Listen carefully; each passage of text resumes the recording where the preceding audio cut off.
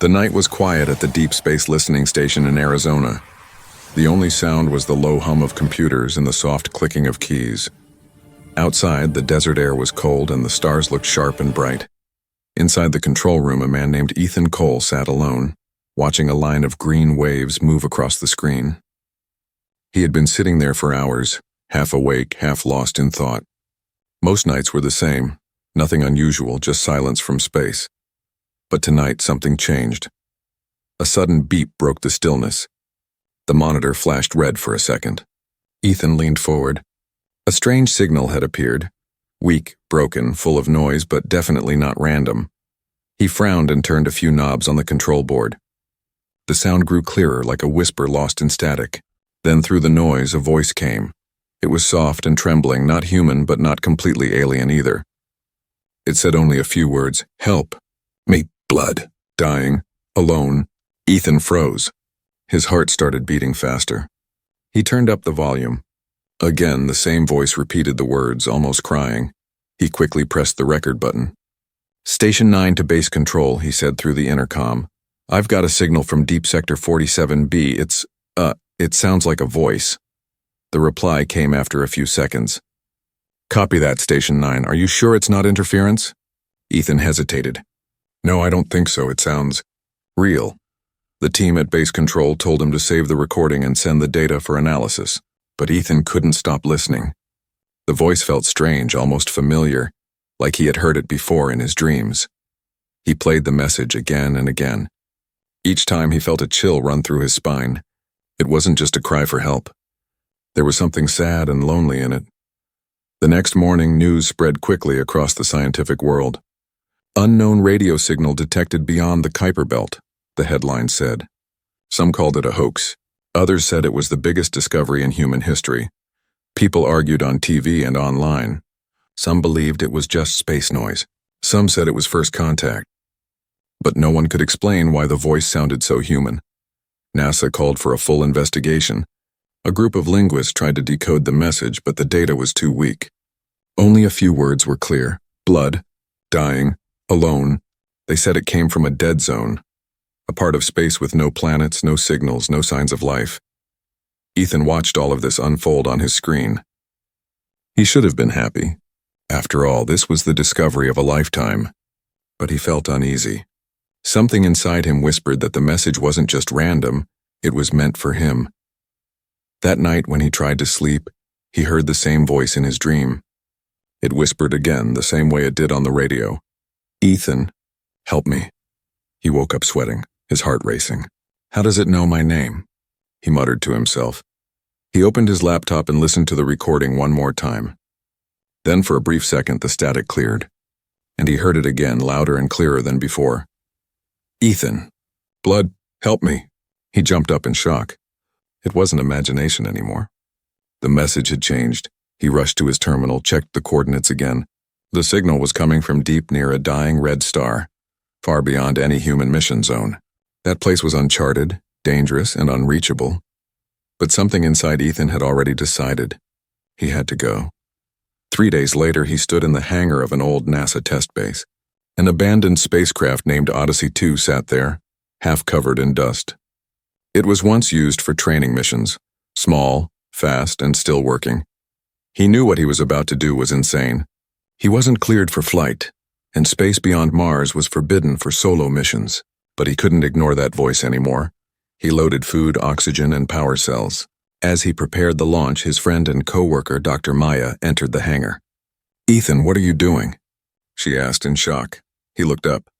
"I'm going to find her." "Find who?" "The one who called me," he said quietly. "She's dying." Maya frowned. "You're losing your mind. It's just a radio echo." But Ethan only smiled weakly. "Then I'll go prove it." He pressed the launch code. The engines began to roar. Maya shouted his name, but it was too late. The ship lifted off the ground, flames burning beneath it, and shot up into the night sky. Hours later, the world news exploded again. NASA astronaut missing. Secret launch detected. No one knew where he went or why. But far above Earth in the quiet darkness of space, Ethan looked at the stars and whispered, "I'm coming, whoever you are." The signal came again, soft, like a heartbeat in the void. Hurry, Dope, before I fade. Ethan closed his eyes, feeling a strange pull deep inside his chest. He didn't know what waited for him out there, but he knew one thing: this wasn't the end. It was only the beginning of something beyond human understanding. The blackness of space stretched endlessly around Ethan's small ship. Odyssey 2. Stars looked like cold, distant eyes staring at him from the dark. He was alone. Completely alone. Inside the ship, soft lights blinked and the control panel buzzed quietly. The computer's voice spoke calmly. Destination coordinates locked, unknown zone 47B, estimated time 16 hours. Ethan leaned back in his chair, his hands shaking slightly. He still couldn't believe what he had done. He had stolen a ship, broken every law of space travel, and left Earth behind, all to follow a dying voice from the stars. He whispered to himself, "Am I crazy? Or chosen?" Hours passed. The stars outside slowly changed position. Through the glass, Ethan saw a strange red glow in the distance. A dying star, glowing weak and angry like a wound in space. As the ship moved closer, the light turned everything inside red. The computer began to beep loudly. "Warning! Radiation levels rising. Recommend turning back." But Ethan ignored it. He just stared at the red light, unable to look away. His heart told him the voice was coming from there, from near that dying star. He opened his small recorder and played the signal again. The same soft, broken voice came through. "Help me. Please. Blood." This time the voice sounded clearer. He could almost feel her fear, like she was fading second by second. As the Odyssey entered the orbit of a dark, lifeless planet, everything suddenly went silent. No signal, no static. Just complete stillness. Ethan frowned. "Computer, what happened?" "Signal lost," the voice replied. "Atmosphere interference detected. Systems unstable." Then in one sudden blink, all lights on the ship died. Darkness. The hum of the engine stopped. The oxygen display froze. Only the red star outside kept glowing faintly through the window. Ethan grabbed a flashlight and floated through the cabin. Come on," he muttered, hitting the side panel. The ship refused to wake. Then he saw something outside the glass, like a shadow moving across the planet's surface. It was fast, almost like smoke, but it had shape. Long, tall, almost human. His breath caught in his throat. What the hell was that? He moved closer to the window, but the shadow vanished. Only the darkness of the planet remained. The ship drifted closer to the surface, pulled by invisible gravity. Ethan had no control now. He strapped himself into the seat and prayed. The Odyssey began to shake violently as it entered the thin atmosphere. Flames burned outside, turning the window orange, then a crash, a flash of white, and silence again. When Ethan opened his eyes, everything was dark. The control screen was broken and dust floated around him in zero gravity. He was alive, barely. He unbuckled himself and floated toward the airlock. When he stepped outside, his boots touched cold black soil.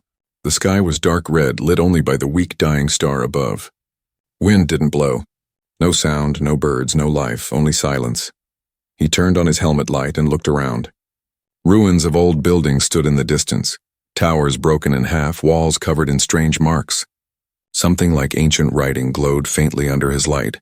He walked closer. The symbols were shaped like circles and sharp lines glowing with a dull red color, almost like dried blood. Ethan whispered, "Who lived here?"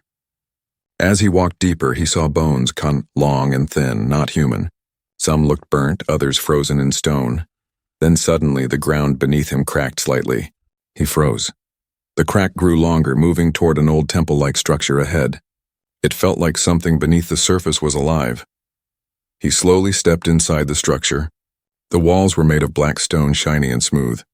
In the middle of the room there was a glass coffin, tall and beautiful, covered in strange alien vines. Inside it lay a woman, pale, still, and shining faintly under the red light. Her skin looked almost silver. Her hair floated slightly as if time had stopped around her. Ethan's mouth went dry. He couldn't breathe for a second. The glass coffin made a soft sound and a crack. Crack. Then it broke. The woman's eyes slowly opened. They glowed deep red like two dying suns. She looked at him, and directly into his eyes, man whispered, "You came." Ethan stepped back, his hands shaking. He tried to speak but couldn't. The air around her felt cold, heavy, alive. She stood up slowly, weak, almost falling. Ethan rushed forward, catching her before she hit the ground. Her skin was ice cold. Her voice was soft but powerful. "You heard me. Across the void, I called, and you came." Ethan looked at her face, beautiful, alien, and terrifying at the same time. "Who are you?" he whispered. She blinked slowly and replied, "I am Seraphina, last of the Noctari. My world is dying, and so am I." She looked up at the red star outside and whispered, "Our sun is gone. Our blood turned to dust. Only one thing can save me now." Ethan felt a chill crawl down his spine. He didn't understand, but he could feel the truth in her words. He asked softly, "What can save you?" She looked at him, her red eyes shining faintly on one, and said, "Your kind carries what I need to live." Ethan's voice trembled. "My kind, you mean humans?" Seraphina nodded slowly. "Yes, your blood, it burns with life." Ethan stepped back, confused, afraid, and yet strangely drawn to her. There was something in her eyes, not hunger but sadness, like a soul trapped between life and death. He whispered to himself, "What have I found here?"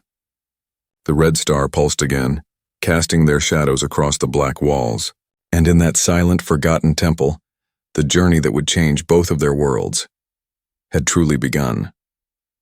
For a long moment, neither of them moved. Ethan stood frozen, his breath fogging inside his helmet, eyes locked on the strange woman before him. Seraphina, and that was the name she had spoken, looked more like a fallen goddess than an alien.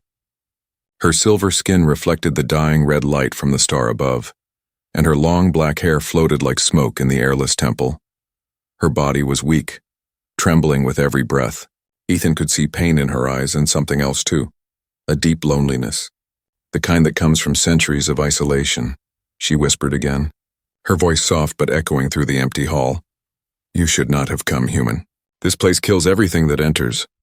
Ethan took a slow step forward. "I came because I heard your voice," he said quietly. "You said you were dying." I couldn't ignore that. Her eyes flashed for a second, red like liquid fire. "You heard me, even across the void. That means your blood sings," Ethan frowned. "My blood? What are you talking about?" Seraphina looked away. "You would not understand." "Not yet," her voice trembled. "We once ruled the skies of this world. We were the Noctari, creatures of light and blood. Our sun fed us for thousands of years. But when it began to die, our hunger grew. Uncontrollable." She paused, breathing hard. "We turned on each other. My people became monsters, feeding, killing, drinking each other dry." Ethan felt a chill crawl through him. "So you're saying you're one of them?" Seraphina nodded slowly. "I am the last. I refused to kill. I starved myself instead, and when the hunger became too strong, I sealed myself in that coffin, to sleep until death came." Ethan looked around at the dead ruins, the bones scattered outside. All of them, her people. "They had destroyed themselves," he whispered. "So you've been asleep. For how long?" Seraphina closed her eyes. "I do not know. Time means nothing here. Maybe 1,000 years, maybe 10,000. Her voice softened, and for the first time she looked at him not as prey but as a person. "And now you, a man from another world, wake me with your life in your veins." Ethan swallowed hard. He could feel the weight of her words. He noticed she was shaking badly now. Her skin was turning pale gray and her lips lost all color. He quickly took out a small water pouch and handed it to her. "Here, drink this." She looked at the pouch with sad eyes and smiled weakly. "Water cannot save me," he frowned. "Then what can?" She hesitated for a long time before whispering, "Blood." Ethan froze. The word echoed through the temple like a curse. He stepped back slightly, unsure if he heard right. "Blood? You mean human blood?" She looked down, ashamed. "I told you. We were creatures of both light and hunger. The energy and blood kept our hearts alive when the sun began to fade. But I swore never to feed again. I will die before I harm another." She turned away, trembling. "Leave this place, Ethan. Return to your world. Do not stay here with me. This planet will soon fall into the red star's fire." Ethan looked at her, fragile, ancient, and fading, and something inside him refused to listen. He had traveled across the void for her. He had risked everything, and now he couldn't walk away. He stepped closer. "You're dying. I can't just leave." Her eyes widened and she whispered sharply, "You do not understand what I am. If I lose control, I will drink you dry before I even realize it." Ethan's voice was steady. "Then trust yourself. You said you swore never to hurt again." For the first time, Serafina's face softened completely. Her red eyes dimmed, filled with something almost human, sorrow. "You speak as if my heart still lives, but I buried it long ago." She slowly sank to the ground, too weak to stand. Ethan knelt beside her, unsure what to do. Her breathing became slower, her voice almost a whisper. "The light in your veins.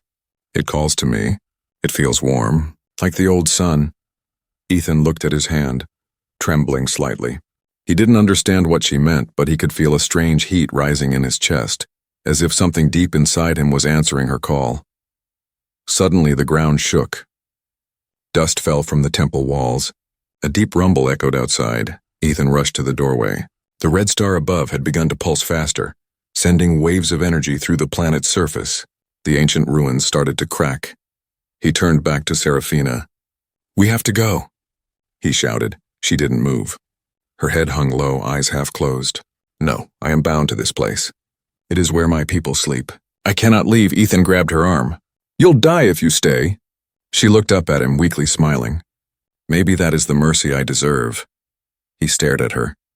This creature from another world, once powerful, now broken, and he felt something strange, compassion. He whispered, "You don't deserve to die alone." For a moment, silence filled the temple again. Serafina opened her eyes, soft and sad. "You are not like the others. There is something different in you, Ethan Cole." She lifted her trembling hand and touched his chest lightly, right over his heart. "Your blood burns bright." "I can feel it." Ethan felt his pulse race. He didn't know why, but he wasn't afraid anymore. Then, almost in a whisper, Serafina said, "Perhaps there is still hope." Outside, the red star flared again, shaking the planet. Ethan helped her stand, her body weak against his. They looked toward the endless black sky, both knowing that their fates were now tangled together, to be so. Dying Vampiress and the human who answered. Her call, two lives crossing at the edge of a dying world. And neither of them yet knew the price that hope would demand. The red light from the dying star filled the ancient temple, making everything glow like fire. Ethan stood beside Serafina, feeling the ground tremble under his boots. The air was thin, heavy and dry. It smelled of dust and something old, something that had seen the end of worlds. Serafina was barely standing. Her steps were slow, her skin growing pale again. Her eyes, once bright red, were turning dull, like candles running out of flame. Ethan knew she didn't have much time left. He looked around, hoping to find something, a source of energy, a way to recharge his ship, anything. But all he saw were ruins, stone, and silence. He turned to her. "There has to be something here that can help you." She smiled faintly. "You are kind, human. But kindness cannot change what I am." Ethan shook his head. "You're not a monster." Her smile faded. "No, then what am I, Ethan Cole?" Her voice echoed, soft but sharp. "I have killed to live. My people destroyed themselves because of our thirst. We took life to stay alive. That is what I am." Ethan hesitated. "But you stopped. You chose not to kill again. That means something."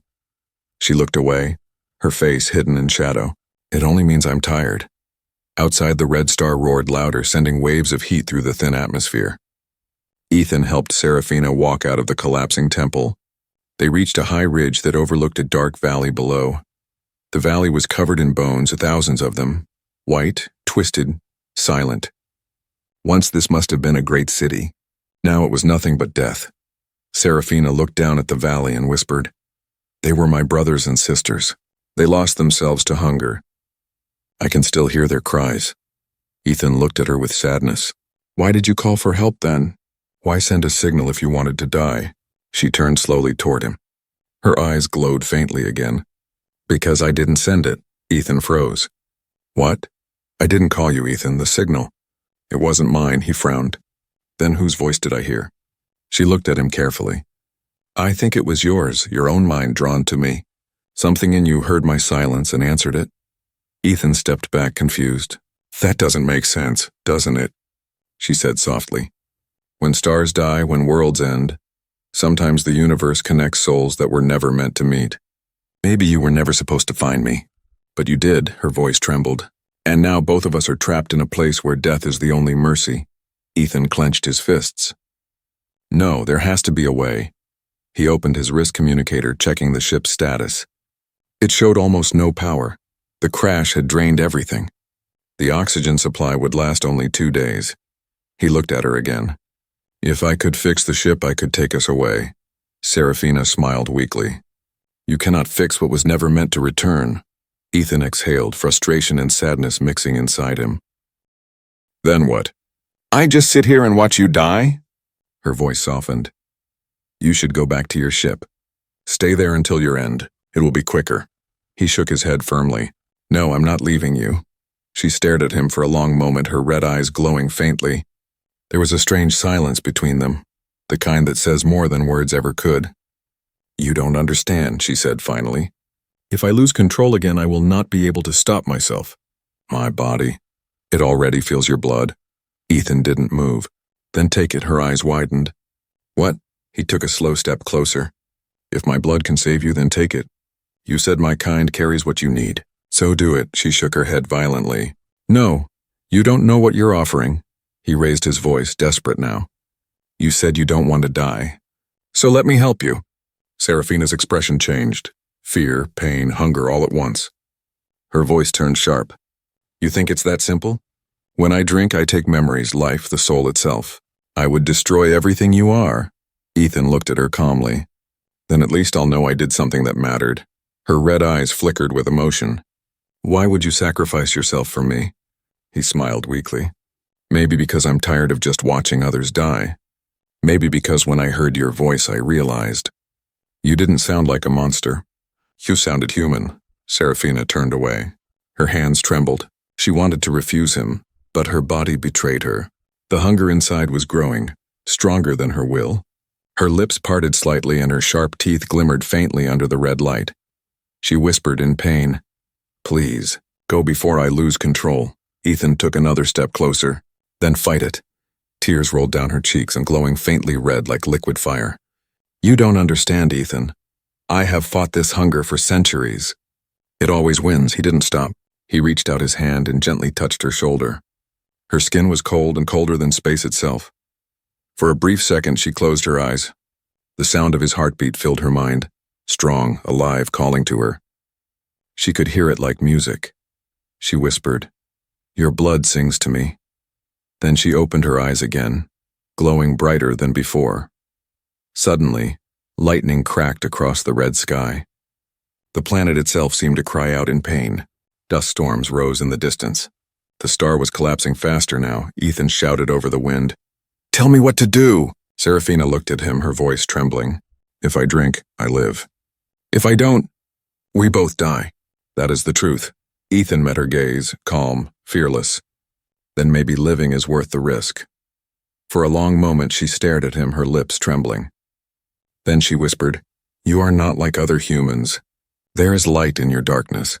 She turned away, her eyes full of pain and temptation. The hunger was rising, and she knew the next moment would decide both of their fates.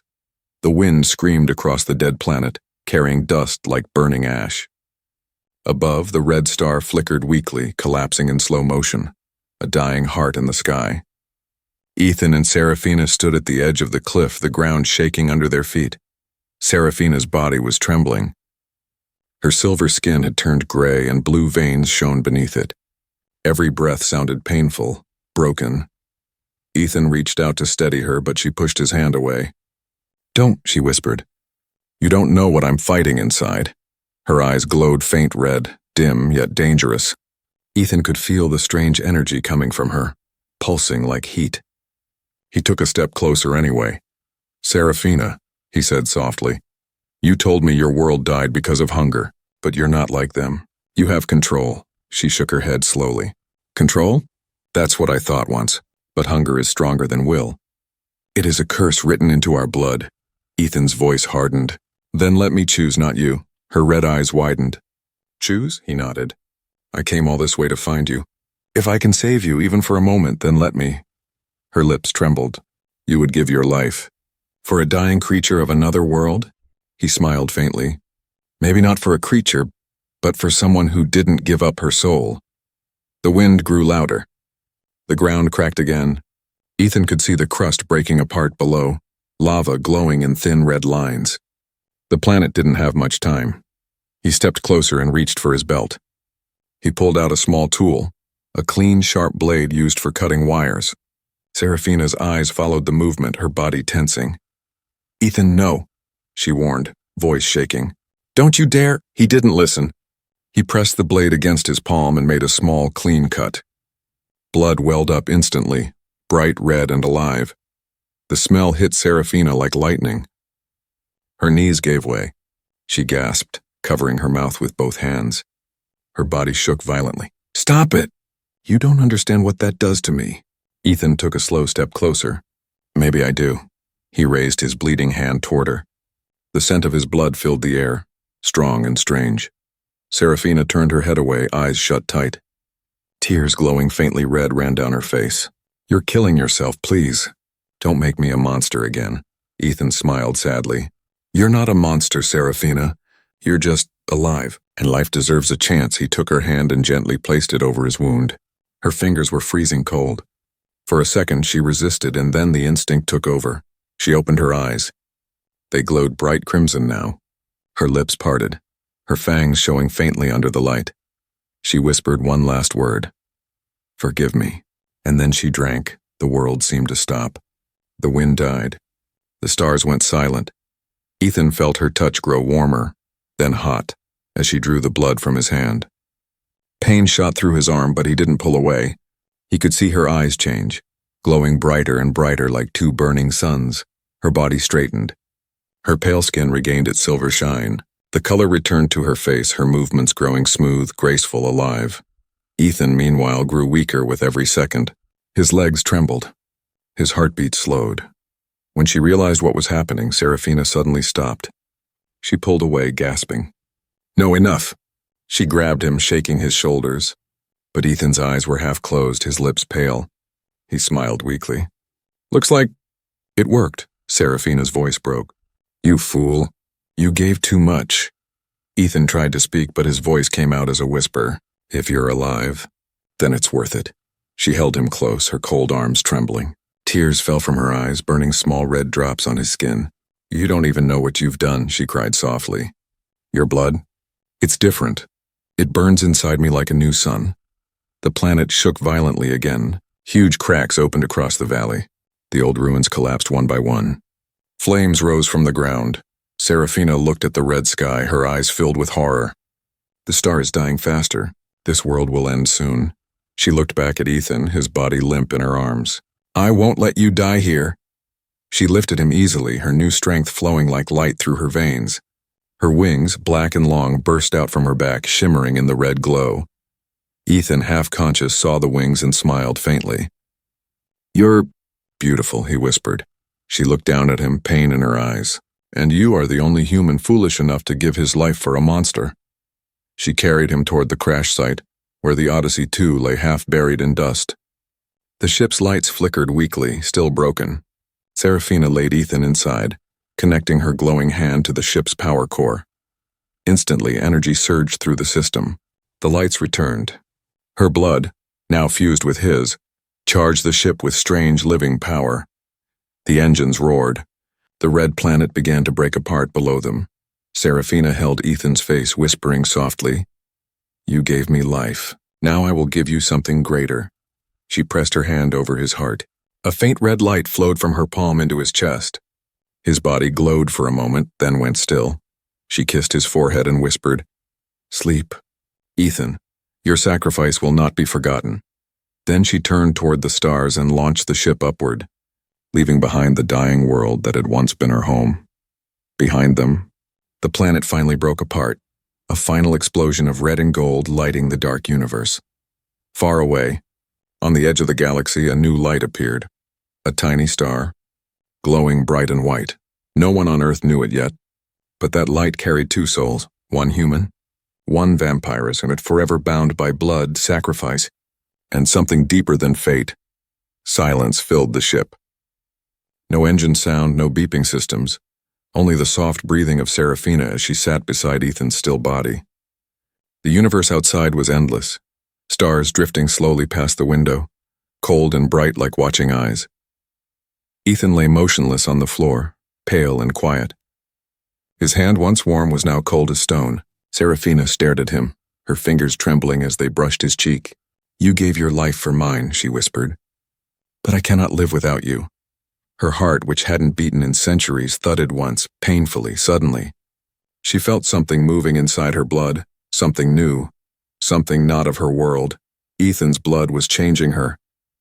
It burned like fire, spreading through her veins, filling her with heat and light. The hunger that once ruled her mind vanished completely. For the first time in her long existence, she felt alive. Not because she had taken a life, but because one had been freely given. She looked down at Ethan again. His chest was still. His heartbeat was gone. She couldn't bear it. She held his hand tightly. "You carried the light of a star inside you, Ethan Cole. I can feel it now. I won't let it die here." Outside, the red planet was gone, swallowed by its collapsing sun. The shockwave reached the ship, shaking it violently. Serafina quickly strapped Ethan's body and herself into the control seats. The computer came alive again with a spark. Power restored. Core energy. Unknown origin. Serafina's eyes glowed as she looked at the data. The ship was now running on something that wasn't fuel. It was life, her life. Ethan's life. Both mixed together. She didn't understand it completely, but she felt a deep connection, like their souls were no longer separate. "We are one now," she whispered. "Your blood has changed everything." She placed her palm on the control panel, and for a second, the ship responded as if it understood her thoughts. It began to move, slow, smooth, graceful, like a living creature swimming through the stars. Time passed in silence. Serafina watched over Ethan every moment, waiting, hoping. She didn't need to feed, didn't feel hunger or weakness anymore. Her body had changed completely. Her skin now shimmered faintly like silver light, and her wings, once dark and heavy, had turned translucent, like glass touched by the sun. Her eyes glowed bright white instead of red.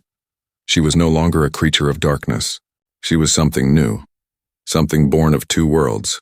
And yet, Ethan was still gone. One cycle later, she could no longer bear it. She stood before him, her tears falling silently. "You gave me life, Ethan. I will give you something greater, eternity." She placed both hands on his chest, closing her eyes. A bright light flowed from her palms, warm and pure. The ship dimmed as her energy poured into him, her strength, her heartbeat, her light. The process was slow, painful. She screamed softly as energy ripped through her veins, flowing into his. Her wings faded slightly, her glow dimming. She was giving everything she had. Then, a sound, a single weak heartbeat. Serafina opened her eyes. Ethan's chest rose slowly. He gasped for air, his lungs pulling in oxygen like it was his first breath. She smiled through her tears. "Welcome back, my foolish human." Ethan blinked, confused, weak. He looked around, breathing hard. Where are we?"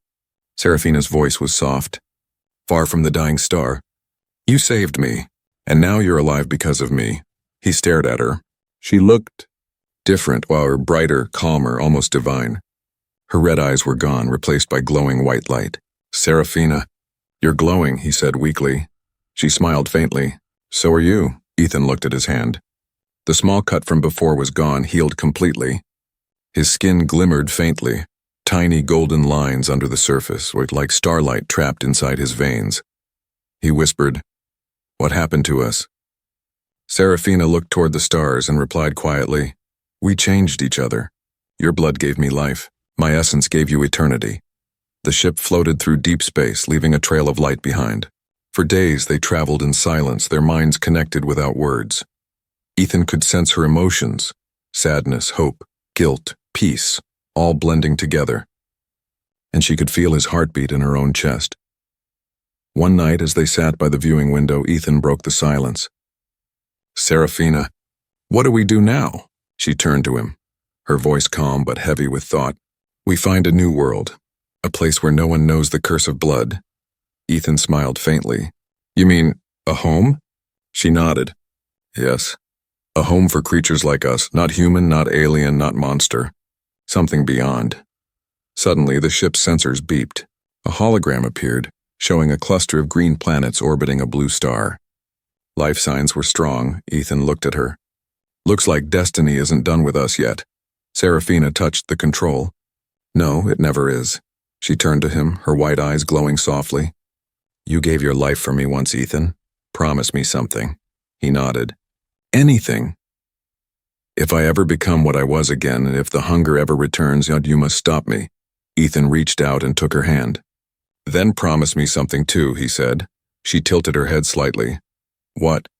That you'll never face the dark alone again. She smiled, a real smile, gentle and human.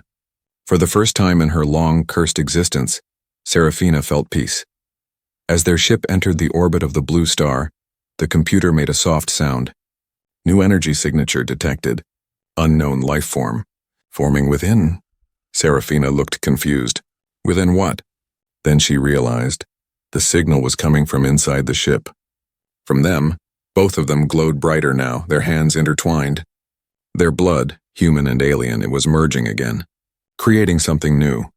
A pulse of light filled the ship, and for a moment, it looked like a small star traveling through the dark. Ethan smiled faintly and whispered, Looks like we just became something the universe has never seen before.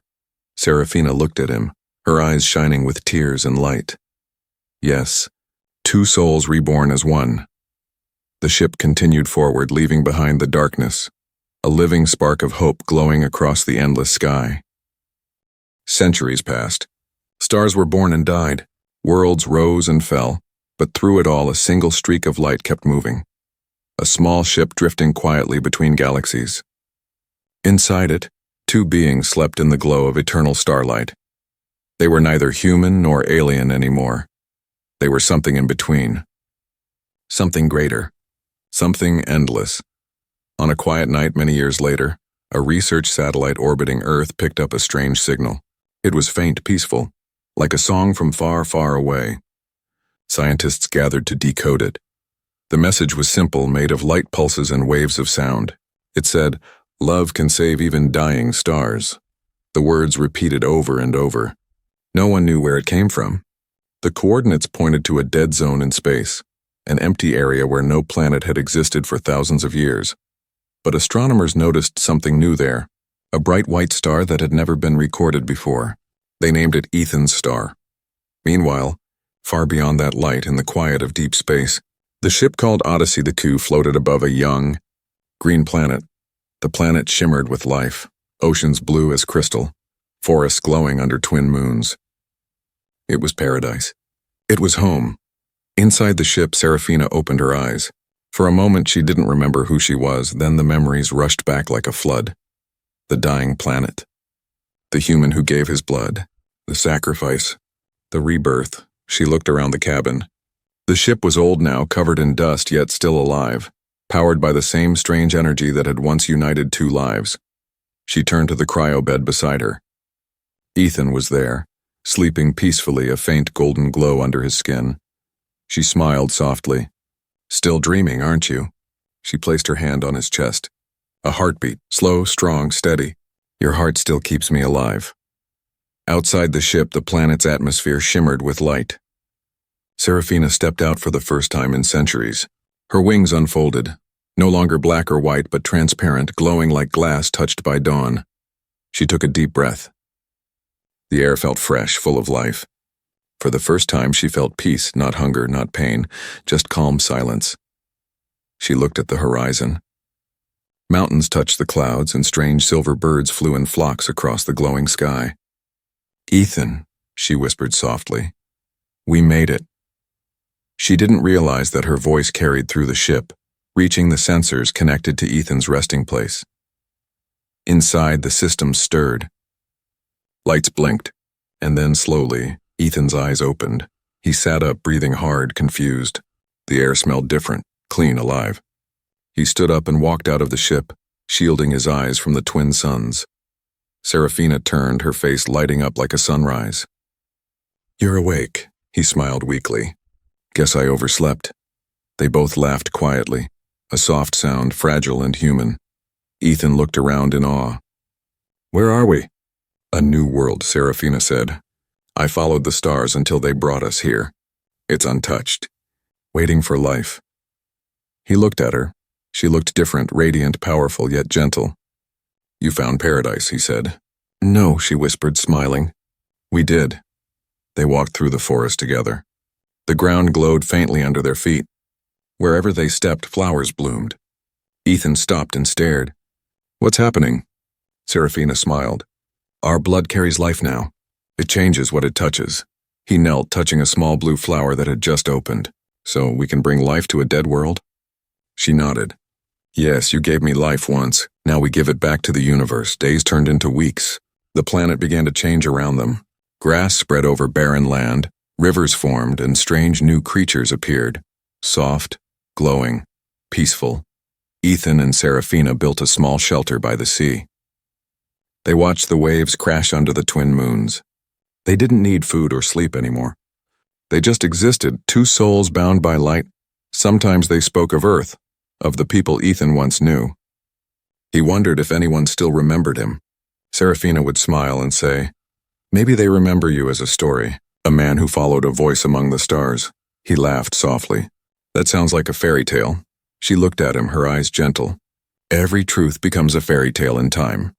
One evening, they stood on the shore watching the twin suns set. The sky turned gold and violet, the air full of soft wind and song. Ethan said quietly, "Do you ever wonder why the universe brought us together?" Serafina looked at the stars. "Maybe the universe doesn't create meaning. Maybe we do." He nodded slowly. "Then we'll make our own." She turned to him. "And what will that be?" He took her hand. "A legacy."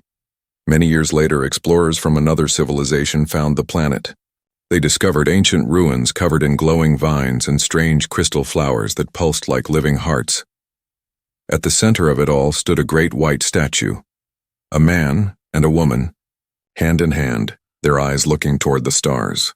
At the base of the statue, an inscription was carved in two languages, one human, one unknown. Here began the second dawn, the union of blood and light, of human and alien, of life and eternity. Above the statue, two bright stars shone close together, one gold, one white. Scientists called them the twin souls, but those who still believed in legends called them something else. They called them Ethan and Serafina, the ones who proved that even in the vast cold of space, love could create new life.